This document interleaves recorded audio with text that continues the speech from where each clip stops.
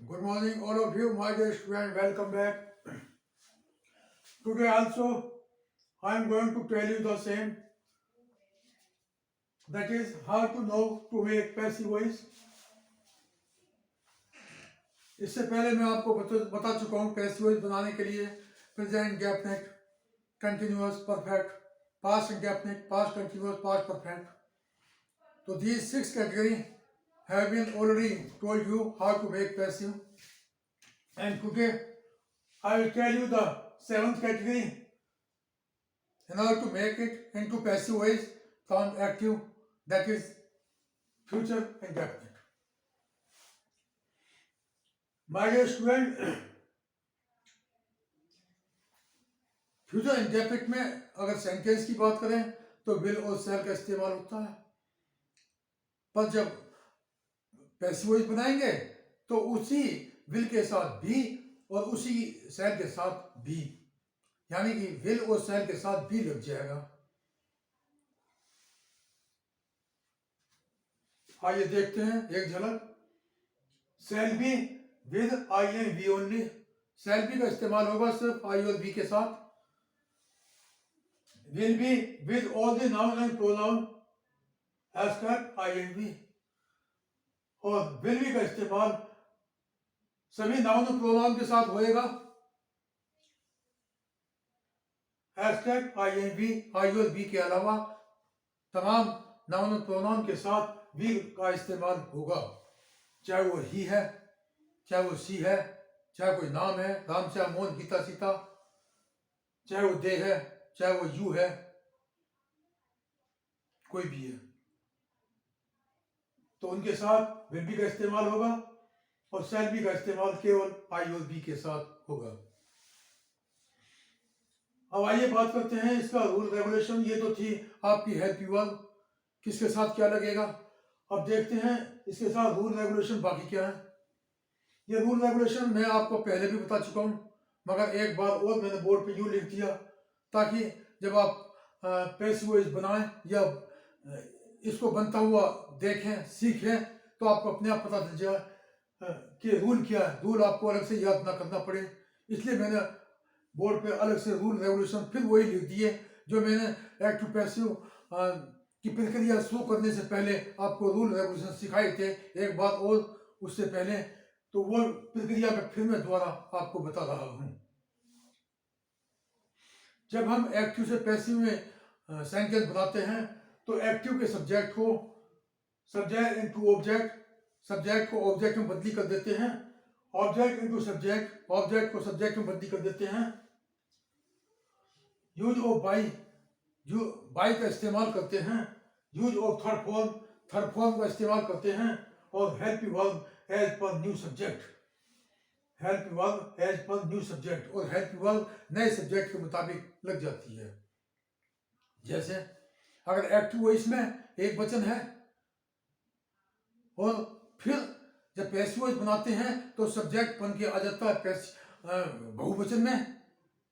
अगर वो एक वचन में है एक्टिव वॉइस में सब्जेक्ट, और फिर जब बहुवचन जब पैसिव वॉइस बनाते हैं तो पैसिव वॉइस में फिर सब्जेक्ट बहुवचन के रूप में आ जाता है, तो बहुवचन के मुताबिक हेल्प वर्ब का इस्तेमाल होगा. इसलिए मैं आपको बता रहा हूं help verb as per new subject. अब लेते हैं इसको एक एक करके. he will eat the food, वो खाना खाएगा, खाना उसके द्वारा खाया जाएगा. The food will be eaten by him, the food will be eaten by him. जो मैंने आज उसमें बताया था, सब्जेक्ट को ऑब्जेक्ट बदली कर देते हैं, ऑब्जेक्ट को सब्जेक्ट में बदली कर देते हैं. यूज ऑफ बाई, बाई का इस्तेमाल करते हैं. Use of third form, third form का इस्तेमाल करते हैं. और help verb as per new subject. ये सारी चीजें इन सेंटेंस के अंदर जो मैंने आपके सामने पैसिव के रूप में इस बोर्ड पर रखा है, उन सभी सेंटेंसों में ये सारी पांचों चीजें और ये हेल्प वर्ब की दो ये चीजें, पांच दो सातों चीजें आपको इन सेंटेंसों में कहीं ना कहीं मिलेंगी. जब ये इस्तेमाल हो जाता है तब आपका सेंटेंस कुछ और नहीं बल्कि पैसिव वॉइस बनकर तैयार हो जाता है. पर अगर ये नहीं है तो सेंटेंस आपका पैसिव वॉइस नहीं होगा. तो he will eat the food, the food will be eaten by him, the food will be eaten by him, जैसा कि मैंने आपको बताया। I shall not play the match, मैं मैच नहीं खेलूंगा, मैच मेरे द्वारा नहीं खेला जाएगा। The match will not be played by me, I shall not play the match, the match will not be played by me। यहाँ पे आई के साथ सेल लगा था, लेकिन अब यहाँ पैसिव वॉइस के अंदर मैच हो गया सब्जेक्ट और फिर वो आई हो गया ऑब्जेक्ट। तो मैच के मुताबिक हैप्पी वर्ब बदली हो जाएगी, यानी कि मैच के साथ हैप्पी वर्ब विल का इस्तेमाल होगा, आई का नहीं होगा। क्यों? क्योंकि आई का इस्तेमाल सिर्फ और सिर्फ आई और बी का इस्तेमाल सिर्फ सेल बी के साथ होता है। आई और बी का इस्तेमाल सिर्फ सेल बी के साथ होता है। बाकी सभी नाउन और प्रोनाउन के साथ विल बी का इस्तेमाल होता है।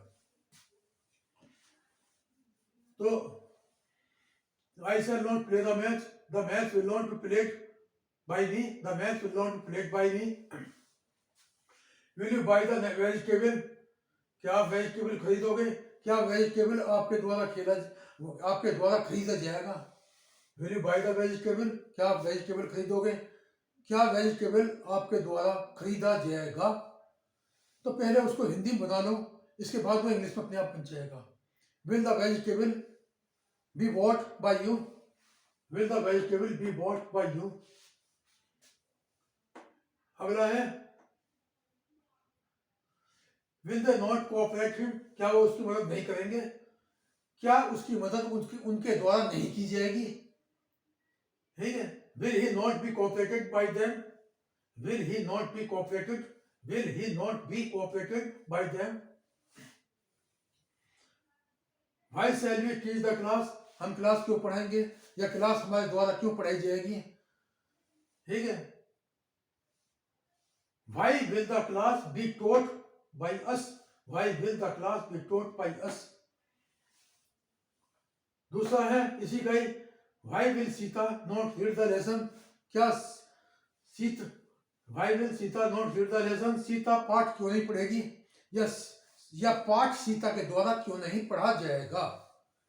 पहले उसको हिंदी बना लीजिए ऐसे, इसके बाद वो पैसिव अपने आप बन जाएगा। तो why will Sita not read the lesson, why will the lesson not be read by Sita, why will the lesson not be read by Sita। तो माय डियर स्टूडेंट, मैंने आपको ये सेंटेंस फ्यूचर इंडेफिनिट की 6 की 6 कैटेगरी में बना के दिखाया कैसे बनता है एक्टिव से पैसिव, और 6 में ही बनता है, ना 6 से कम बनता ना 6 से ज्यादा बनता। Future indefinite simple, future indefinite negative, question for simple, question for negative, interrogative simple और इंटरगेटिव नेगेटिव, ये 6 प्रक्रिया हैं जिसके अंदर पैसिव वॉइस बनता है, और वो पैसिव वॉइस मैंने आपको बनाकर यहां पर दिखाया। ये इसी सेंटेंस के अंदर नहीं, फ्यूचर इंडेफिनिट के अंदर नहीं, बल्कि इससे पहले जो मैंने आपको पढ़ाया, present indefinite, continuous perfect, past indefinite, continuous perfect, इन सब के अंदर भी ये 6 प्रक्रिया में सेंटेंस एक्टिव से पैसिव बनता है। इसके अंदर भी बनाया है, और जब अगली बार फ्यूचर परफेक्ट मैं आपको बताऊंगा, फ्यूचर परफेक्ट जब मैं आपको बताऊंगा अगली बार पैसिव वॉइस बनाने के लिए, उसमें भी 6 प्रक्रिया में ही बनेगा, 6 प्रक्रिया में बनेगा, ना 5 में ना ही 7 में। जैसे कि मैंने आपको बताया, इन्हीं प्रक्रियाओं में simple, negative, question for simple, question for negative, interrogative simple और interrogative negative. My student, you have to pay attention towards 7 things only. आपने सिर्फ 7 चीजों का ध्यान रखना है। नंबर 1, हेल्प यू वर्ब का शैल भी किसके साथ लगेगा? आई और बी के साथ लगेगा केवल, और किसी के साथ नहीं। विल भी किसी के साथ लगेगा? विल भी किसके साथ लगेगा? With all the noun and pronoun except I and B, I और बी के अलावा तमाम के साथ लगेगा, चाहे वो कोई नाम है, चाहे ही है, चाहे सी है, चाहे दे है या यू है, या कोई भी बहुवचन है, उसके साथ विल बी का इस्तेमाल होगा। 5 चीजें ये हैं, ये भी पैसिव वॉइस बनाने के एक रूल का हिस्सा है। सब्जेक्ट को ऑब्जेक्ट में बदली करते हैं, एक्टिव वॉइस के सब्जेक्ट को ऑब्जेक्ट में बदली करते हैं, ऑब्जेक्ट को सब्जेक्ट में बदली करते हैं, थर्ड फॉर्म का इस्तेमाल करते हैं, बाई का इस्तेमाल करते हैं और हेल्प वर्ब नए सब्जेक्ट के मुताबिक बनाते हैं, लगाते हैं। तो my dear student, this is the process in order to change any sentence from the category of active into passive. यही एक तरीका था जो मैंने आपको बताया फ्यूचर इंडेफिनिट को 6 के 6 रूप में कैसे पैसिव बनाया गया वो मैंने आपको बता दिया। आप इनको इस्तेमाल करते रहिए, जब इनको इस्तेमाल करेंगे सेंटेंस अपने आप बन जाएगा। अगर आपने इनको नहीं देखा तो सेंटेंस आपका पैसिव वॉइस में नहीं बन पाएगा।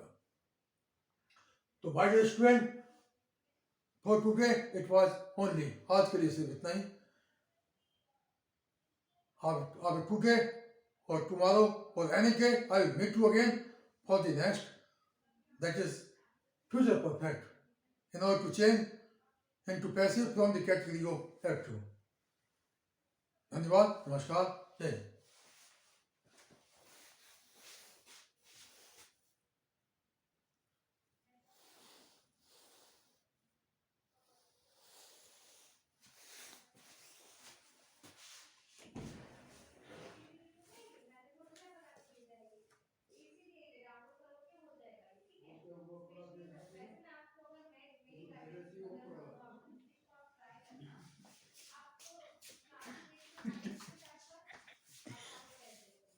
बन तो रही है।